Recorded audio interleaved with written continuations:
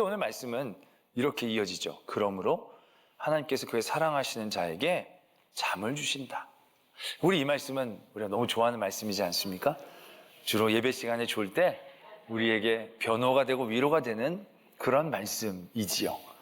근데 절대로 우리가 예배 시간에 자는데 변호를 하기 위해 주시는 말씀이 아니다라는 것을 오늘 깨닫게 되는 것입니다.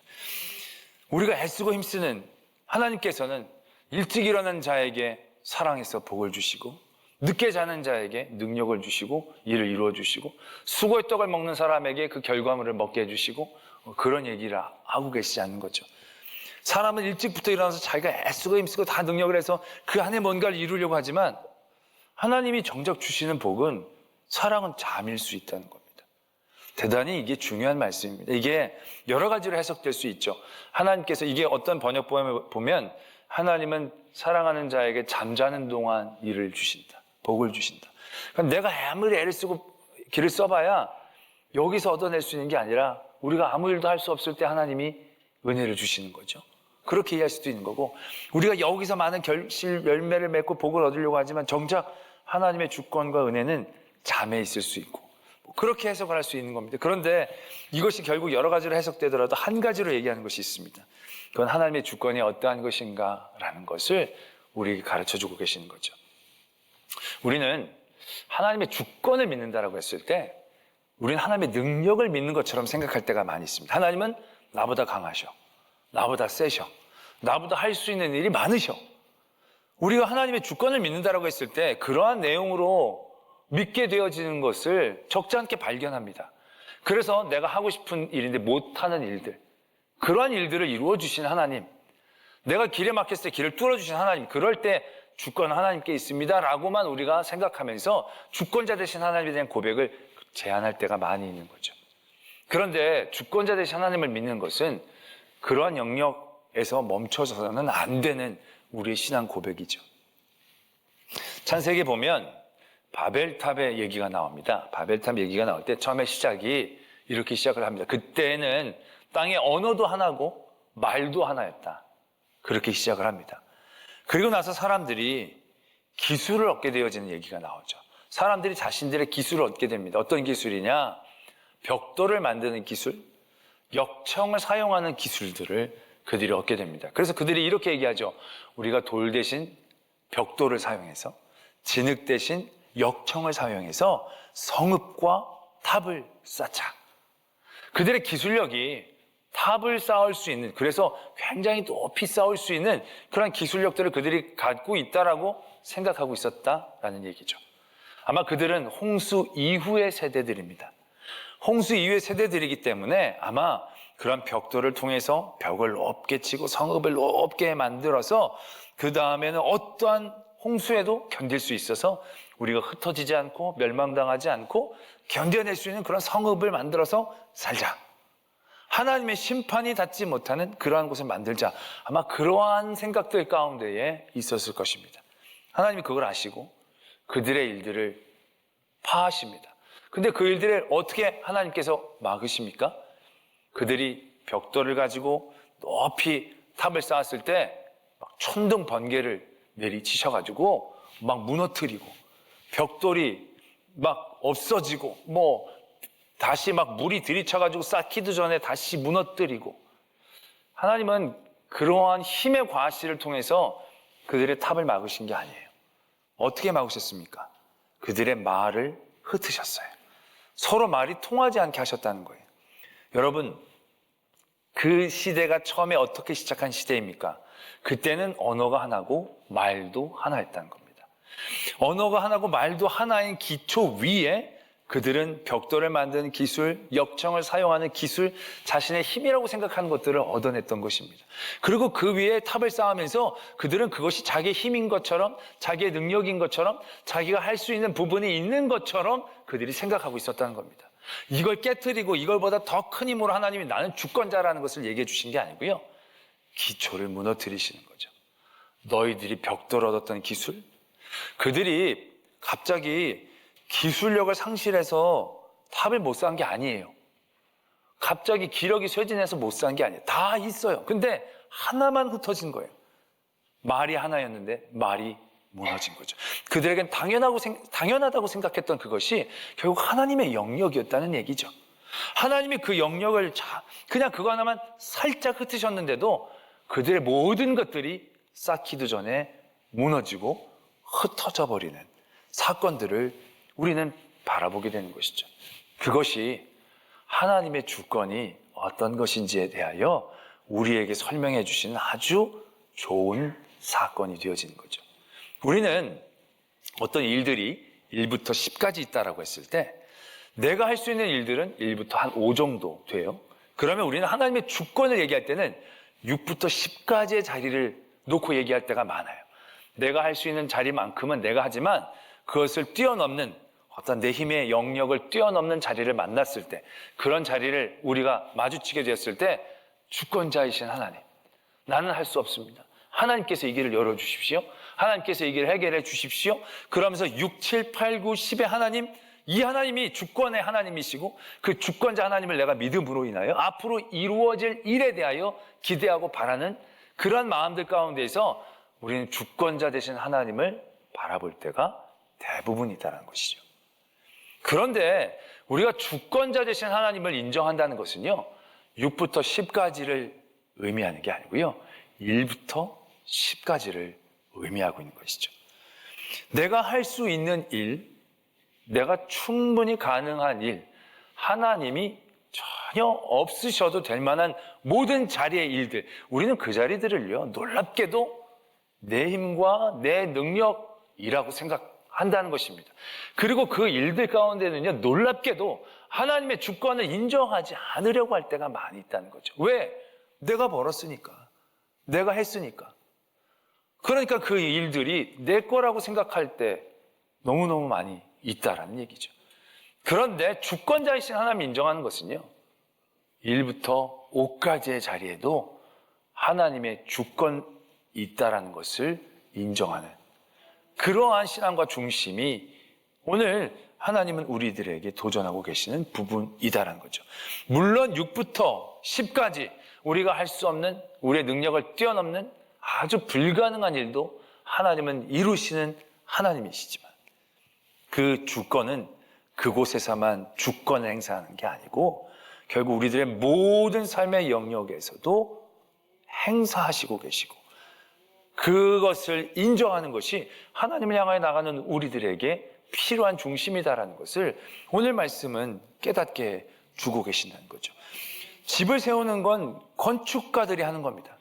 그럼 우리는 그것을 건축가들의 영역이라고 생각하죠. 그러나 그게 아니라는 거죠. 하늘을 다 뚫는 건축가가 아니라 조그만 집을 짓는 일이라 할지라도, 아니 조그만 계집을 짓는다 할지라도 그것이 사람들이 할 수 있는 영역, 사람들만의 영역, 내 주권 안에 있는 것이 아니다라는 것을 우리가 깨달을 때 결국 우리의 바른 하나님의 주권에 대한 인정이 생겨난다는 것을 우리가 알아야 한다는 것이죠. 우리가 잠을 자는 그동안 우리가 아무것도 아니라고 생각하는 저절로 피곤하면 당연히 주어지는 그 잠, 그러나 그런 영역도 결국에는 하나님이 허락하시지 않으면 되지 않는 놀라운 하나님의 은혜의 영역이고 주권의 영역이다라는 것을 우리가 날마다 고백할 수 있어야 한다는 것이죠. 이것이 우리가 하나님의 성전을 향할 때 굉장히 도전되어지고 우리가 잃지 말아야 되는 신앙의 중심이다라는 것이죠. 오늘도 우리가 이런 말씀은 누누이 말씀을 많이 드렸던 것으로 기억이 됩니다. 오늘 이 자리에 왔지만 이 자리에 온 모든 과정들, 내가 일어나서 내가 옷 입고 내가 마음 먹고 내가 정해서 이곳에 오고 다들 갈까 말까 할 때도 나도 결단하고 오고 우리 이런 모든 많은 과정들 내가 한 것처럼 생각이 되어지지 않습니까? 우리가 막 정말 큰 천재지변에 와서 못할 때 하나님께서 우리 길을 열어주시고 우리는 그런 것만 하나님의 주권이라고 생각하는데 그게 아니라는 것이죠. 내가 이 자리에 있을 수 있는 이런 모든 1부터 5까지의 영역들, 그것이 하나님이 계시지 않으면 안 되는 그런 자리임을 고백할 수 있어야 한다는 것입니다.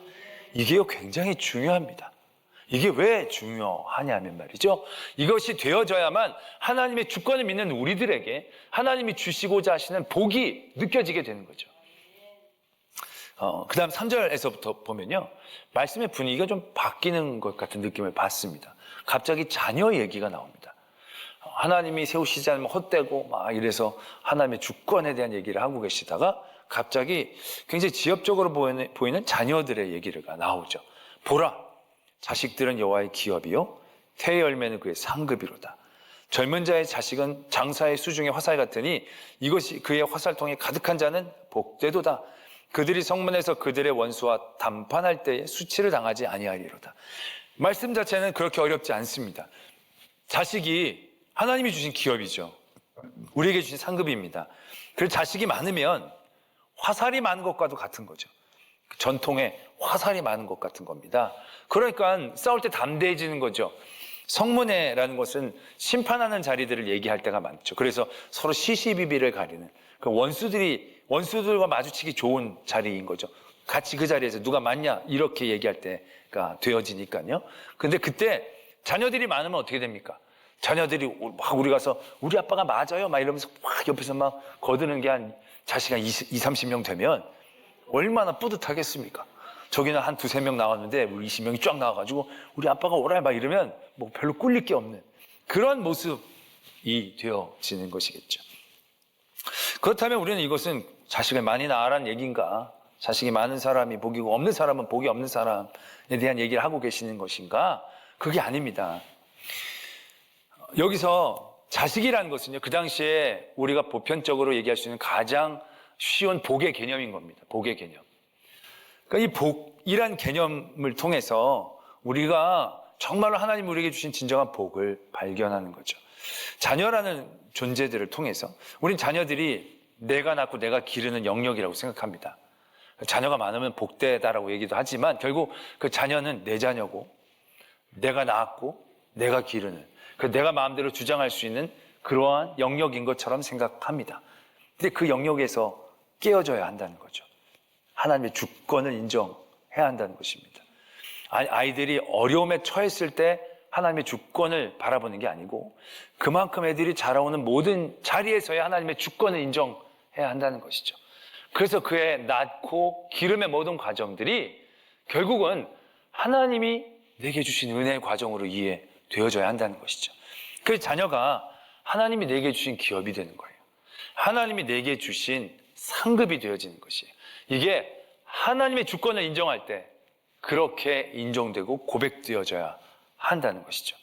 자녀들이 다 여기에 적혀 있는 것처럼 수치를 당하게 하지 않고 뭐 전통에 가득한 화살같이 우리의 복의 근원만 되겠습니까?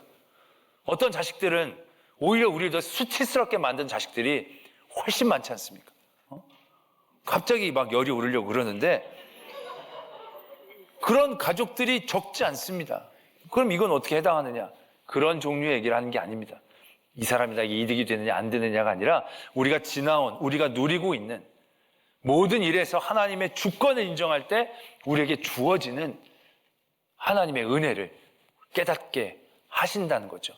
그래서 그 모든 것들을 하나님의 주권으로 이해한다면 자녀들의 모든 시간과 순간들 하나님이 내게 주신 기업과 상이 되는 거예요. 그러면 그 자체가 내 전통에 꽂혀있는 화살과 같은 힘이 되어지는 거예요.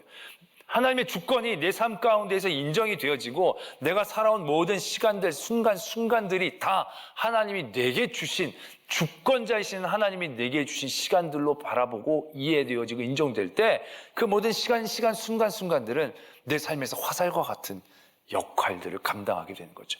그래서 그 많은 하나님이 내게 주신 복된 시간들, 순간들이 나로 여러 세상의 비난과 세상의 많은 공격과 위협 가운데서도 나로 담대하게 해서 수치를 당하지 않게 하는 힘이 되게 해주신다라는 것을 의미하는 것입니다. 다시 정리하자면 이렇습니다. 내가 1부터 5까지의 모든 삶의 자리에 하나님의 주권을 인정하게 되면 그 1부터 5까지가 하나님의 은혜가 되는 것이고 그게 내 복으로 기억되어진다는 것입니다. 이거는 어떠한 삶을 살았느냐에 대하여 바뀌는 문제가 아닙니다. 야곱이 자기의 삶을 얘기했을 때 지난 삶을 얘기할 때 이렇게 얘기합니다. 내가 험악한 세월을 살았습니다. 야곱이 고생을 많이 했죠. 정말 다시 살라 그래도 살라 그러면 정말 살고 싶지 않은 그런 시간들, 순간순간들이 그에게 분명히 있었습니다. 그러나 그가 험악한 세월을 살았다라고 고백하는 그 순간에서도 야곱에게 있어서는 하나님이 그와 함께 하신 역사였다는 얘기죠. 그리고 그 모든 순간순간들, 너무너무 힘들고 고통스러운 순간들이 있었지만 그 모든 시간마다 결국 그것을 이끄시는 하나님, 그것의 주관자 되신 하나님을 그는 경험하고 알았다는 것이죠. 그게 쌓였을 때 그는 모든 삶의 자리, 험악한 시간을 살았다라고 고백하는 그 자리에서도 세상에 대해서 수치를 느끼거나 그 모든 삶에 대해서 좌절하거나 절망하지 않았다는 거죠. 그 자리에서도 그는 담대하게 서서 이야기할 수 있었다는 것입니다. 어떻게 보면 그가 살았던 시간들을 그렇게 얘기하는 것조차도 좌절이나 절망을 얘기하는 것이 아니라 하나님이 그와 함께 하심에 대한 그의 담담함, 당당함, 거기에 결과라고도 우리가 예상할 수 있는 대목이 되어지는 것이죠. 바로 그러한 우리들의 시간들이 하나님의 은혜의 시간들, 복된 시간들이라고 고백되어질 수 있는 그러한 자리로 바꾸어진다는 것을 오늘 하나님께서는 우리가 깨닫기를 원하고 계신다는 것이죠. 저는 이것을 자식이란 대목을 믿음이란 것으로 바꿔보면 더 쉽지 않겠나라는 생각을 하게 됩니다. 우리 믿음이란 것은 내가 믿는 거라고 생각하죠. 내가 감동을 받고 또 내가 모든 믿음의 행위들을 할 때 내가 기도를 하고 찬양을 하고 헌금을 하고 봉사를 하고 다 내가 열심히 한 것이라고 생각을 합니다. 그런데 그 모든 것들이 내가 한 것이라고 여겨지는 그 순간, 그 모든 순간순간들은요 저희들에게 그렇게 능력이 되지 못합니다. 오히려 우리를 붙잡는 올무가 될 것입니다.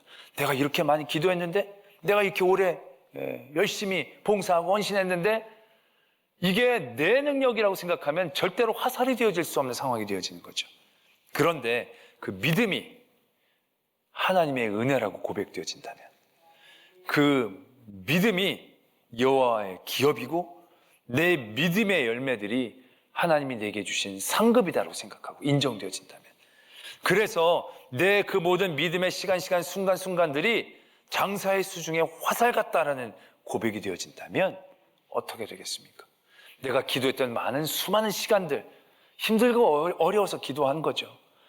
너무나 길이 없고 답답하고 막막해서 기도한 거죠. 아직도 제대로 길을 얻지 못하는 가운데 눈물을 흘리며 기도하는 자리에 계속 머물러 있는 자기를 발견할 수도 있죠.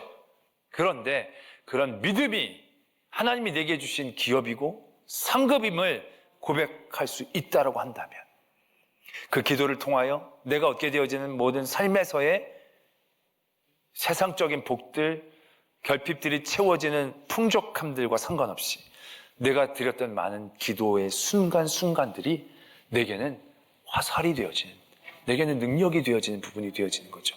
하나님이 내게 주신 기업이니까, 하나님이 내게 주신 은혜요, 상급이니까, 내가 찬양했던 모든 순간들이 내가 찬양을 많이 했으니까 하나님 복 주세요 라고 얘기할 수 있는 거리가 되는 게 아니고, 내가 하나님을 찬양하게 해주시는 모든 순간들이 내가 한 게 아니고, 내가 할 수 있어서 한 게 아니고, 내가 하고 싶어서 한 게 아니고, 그 모든 시간들이 하나님의 주권 가운데 있는 시간들로 고백되어진다면, 내가 드렸던 찬양들이 내가 찬양했는데요가 아니라 찬양하게 하신 그 하나님의 주권을 인정하고 고백하면서 내게 화살이 되어지는 거죠.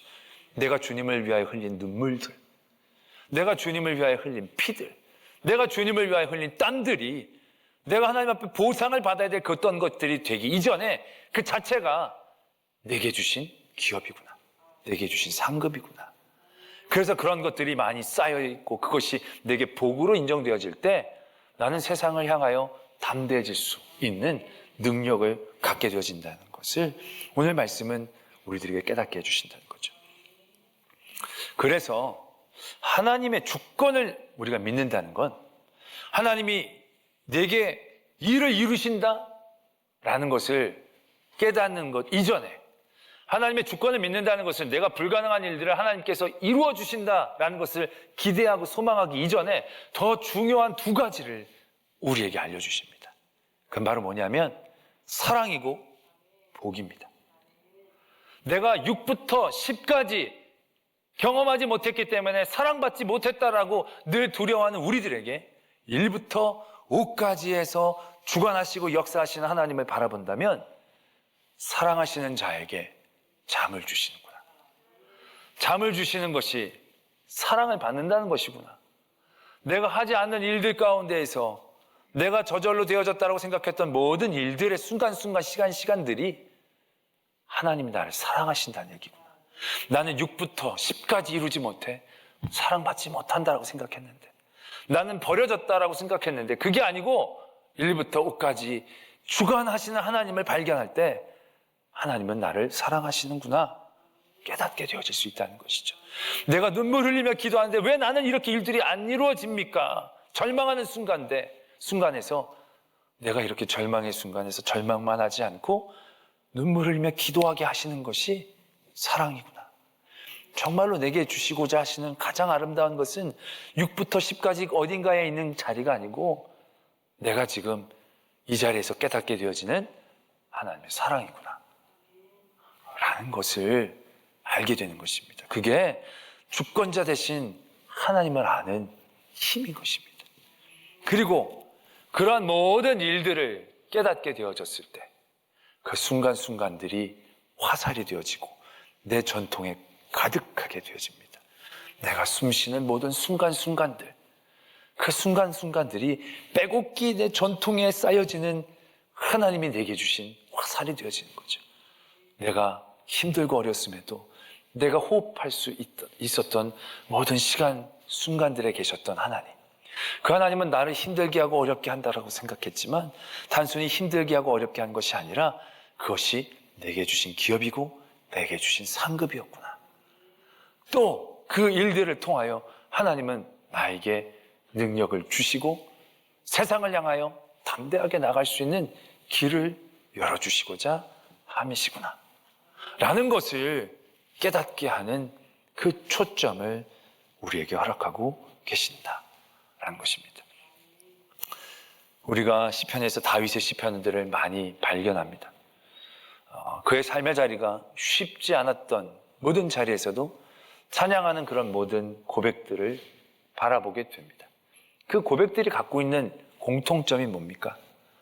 공통점은 삶의 형편들, 순간들 좋지 않습니다. 여전히 해결되어지지 않습니다. 그러나 그럼에도 불구하고 그가 고백하는 것은 무엇입니까? 자기가 사랑받고 있다는 것을 고백하는 거죠. 하나님이 나를 사랑하신다고 고백하는 겁니다. 그 사랑하심이 인자하심이 영원하고 무궁하다라고 고백하고 있는 것이죠. 그러면서 자신을 복되다라고 고백하고 있는 그런 고백들을 발견해낼 수 있는 것입니다. 그러한 중심들을 발견해낼 수 있을 때 그 다윗의 삶이 어떠했습니까? 그 다윗의 삶이 어떠한 하나님의 복을 누렸습니까? 새로운 복을 향하여 쫓아가는 것이 아니라 주어진 복에 대해서 감사하며 그 삶의 자리에서 주권을 인정하며 나아갈 때에 누가 그를 핍박하고 위협하고 유혹해도 그가 흔들리지 않죠. 늘 주님을 향하여 바라볼 수 있는 초점을 갖고 나갈 수 있었다는 것입니다. 바로 이것이 하나님을 향하여 나가는 우리들에게 하나님이 가지기를 원하시는 영적인 중심이다라는 것입니다. 우리는 늘 삶의 자리에 불편들, 결핍들, 문제들, 어려움들, 환난들 그러한 자리에서 하나님께 나가죠. 주권자 되신 하나님, 문제를 이기고 환난을 넘어서고 이 결핍이 채워지고 그런 기도 분명히 해야 합니다. 그리고 그러한 일들을 이루시는 주권자 되신 하나님이십니다. 그러나 그런 주권자 되신 하나님을 우리가 고백하며 나갈 때 잊지 말아야 될 주권이 있습니다. 눈물을 흘리는 그 자리에서도 여전히 하나님은 우리의 주권자이십니다. 내가 아파하고 신음하는 그 자리에서도 여전히 하나님은 주권자이십니다. 그 주권으로 우리를 지키시고 인도하고 계시는 순간에 있다는 것입니다. 또한 우리가 할 수 있는 모든 자리들, 그런 자리들을 하나님 앞에 숨기며 이건 내가 할 수 있는 영역들, 이건 내가 누리는 것들, 내가 마음대로 할 수 있는 그런 부분에 대하여 우리는 깨트려야 합니다. 내가 할 수 있는 모든, 내가 노력하고 내가 애쓰는 많은 부분들, 우리의 기초가 없으면, 언어가 하나이지 않았으면 기술도 없는 겁니다. 그 기술은 하나님의 것이죠. 그것을 우리가 인정할 때 내게 하나님의 은혜가 되어지는 것. 그럴 때 우리에겐 더 복과 은혜가 있는 겁니다. 그게 내가 힘써서 애써서 이루어진 거라면 우리는 늘 헛된 것들을 기대하고 거기에서 교만하고 우리 유혹에 넘어질 수밖에 없을 것입니다. 그냥 그 모든 것들이 하나님의 은혜임을 깨닫게 되어질 때 우리는 더 풍성하게 감사할 수 있고요. 더 하나님을 바라볼 수 있고 더 유혹에도 넘어지지 않은 강한 믿음의 중심을 가지고 달려갈 수 있게 되어진다는 것이죠. 오늘 하나님은 그 주권자 되신 하나님을 우리가 바라보고 달려가길 원합니다. 그 하나님 1부터 10까지 모든 일에 주권자 되신 하나님을 바라보면서 우리의 삶에 더 큰 하나님의 은혜, 상급들을 깨닫고 믿음의 경주들을 잘 달려갈 수 있는 저와 여러분들이 되어지기를 도전합니다.